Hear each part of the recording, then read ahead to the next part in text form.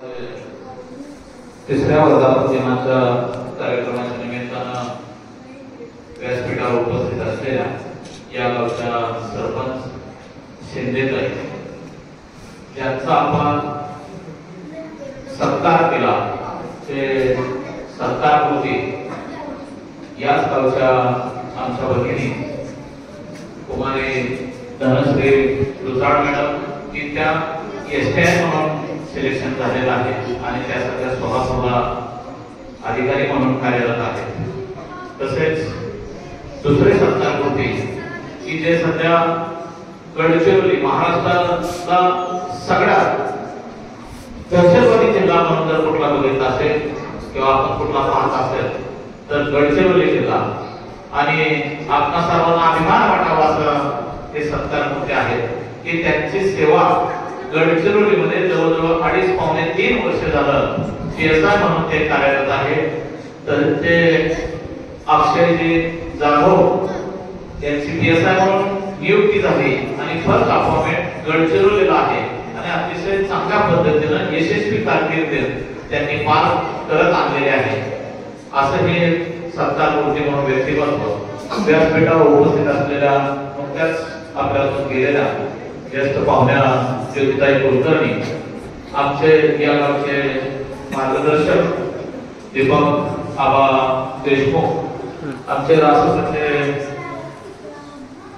तालुका अध्यक्ष वाकडे साहेब व्यासपीठावर उपस्थित असलेले जाधव साहेब आणि आमचे गुरु म्हटले तर वागड ठरणार नाही ते आमचे गुरुवर्य कुडलिंगे माळी सर तसेच या ट्रेनिंग सेंटरचे प्रमुख अतुलजी क्षीरसागर और ते सूत्रसंचालन करणारा पण माझाच विद्यार्थी आहे आणि समोर बसलेले काही विद्यार्थी सुद्धा माझे त्यामध्ये मुस्तफा काझी असेल किंवा या गावामध्ये बरेचसे जे पदवीधर झालेले ते माझे सर्व विद्यार्थी उपस्थित सर्व विद्यार्थी मित्र त्यांचे पालक आणि माता भगिनी आज अतुल क्षीरसागर सरांनी गेल्या 3 वर्षापूर्वी एक छोटस रोपटं लावलं। ते रोपटं अशा पद्धतीने लावलं की त्या माणसाची धडपड काय होती की आपल्या भागातली मुलं शिकली पाहिजे।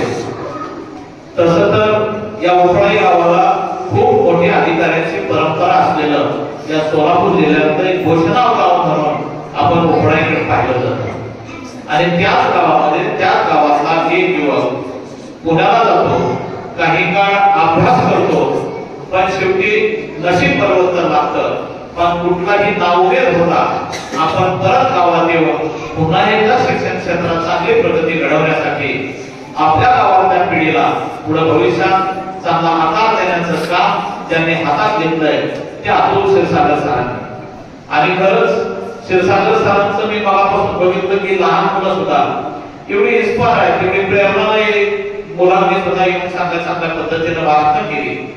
या भाषणाचं औचित्य आपण बघितलं की 3 जानेवारी हे सावित्रीबाई फुले यांचा जयंती दिन आपण सगळीकडे साजरा केला जातो।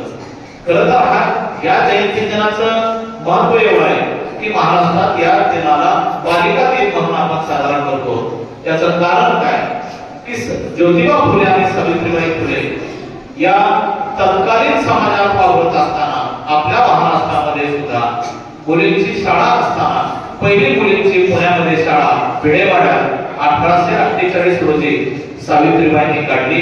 पहिल्या महिला शिक्षिका म्हणूनही सावित्रीबाई फुलेंचं आपण सगळे मिळून नाव घेतो आणि खरंच महिलांना आदर देण्याचं काम किंवा महिलांना सन्मान मिळाला पाहिजे महिला शिकल्या पाहिजेत महिला सुशिक्षित झाल्या पाहिजेत ही भूमिका ही ज्योत कोणी पेटवली असेल तर ती सावित्रीबाई फुले यांनी पेटवली आणि त्याचाच वारसा आणि वसा घेऊन आपण सर्वजण आज समाजात वावरतोय। आणि म्हणून मित्रहो मी लहान मुलांना एक 2 जाताना चांगल्या गोष्टी सांगून जाणार मी सुद्धा जास्त वेळ बोलणार नाही कारण मुलंही मला वाटते 5 वर्षापासून या सगळ्या कार्यक्रमाच्या गडबडीत आहे आणि मुलांना पण आता घरी जाण्यासाठी भूक लागलेली आहे। पण विद्यार्थी मित्र आपण शिकवणीला येत आहे शाळेला जात आहे पण शाळेत जात असताना आणि शिकून आपण घरी येत असताना सुद्धा आपली काही कर्तव्य आहेत, त्या कर्तव्याकडे आपण आवर्जून लक्ष दिलं पाहिजे. आपले आई वडील आपल्याला शिक म्हणत असतात. आपण शाळेत गेल्यानंतर सुद्धा जो शिक्षकांनी दिलेला अभ्यास आहे तो पूर्णपणे केला पाहिजे. घरी आल्यानंतर त्या अभ्यासाचं वाचन केलं पाहिजे आणि वाचनाची सवय आपल्यामध्ये अंगी करण्यासाठी आपण सातत्याने पुस्तकातील लहान लहान कविता असते, पुस्तकातील धडे असते, ह्या आवर्जून तुम्ही सगळ्यांनी वाचलं पाहिजे. पाठांतर केलं पाहिजे. याकडं आपण सर्वांनी या विद्यार्थ्यांनी सुद्धा लक्ष दिलं पाहिजे. तुम्ही बघितलं की आता दुसरा मॅडमनी पण सांगितलं आणि जाधव सरांनी पण सांगितलं, असेच आम्ही तुमच्यासारखे विद्यार्थी म्हणून समोर होतो. पण त्यांनी मनामध्ये तुमच्या एवढे लहान लहान असताना सुद्धा काहीतरी ध्येय ठेवलं होतं. त्यांच्या मनामध्ये काही महत्वाकांक्षा होत्या आणि त्या महत्वाकांक्षेपोटी, त्या ध्येयापोटी सातत्यानं अभ्यास करत गेली मंडळी आणि आज अधिकार पदावर चांगल्या पद्धतीनं विराजमान झाले. आपल्या गावाचं, आपल्या भागाचं आज ते नाव लौकिक केलेलं आहे. आणि अशाच पद्धतीनं आपण सगळ्या विद्यार्थ्यांनी सुद्धा चांगला अभ्यास केला पाहिजे आणि आपल्या गावाचं नाव, आपल्या कुटुंबाचं नाव आपण सर्वांनी रोशन केलं पाहिजे. विद्यार्थ्यांनी सुद्धा चांगल्या चांगल्या गुणांचं आत्मसात केलं पाहिजे.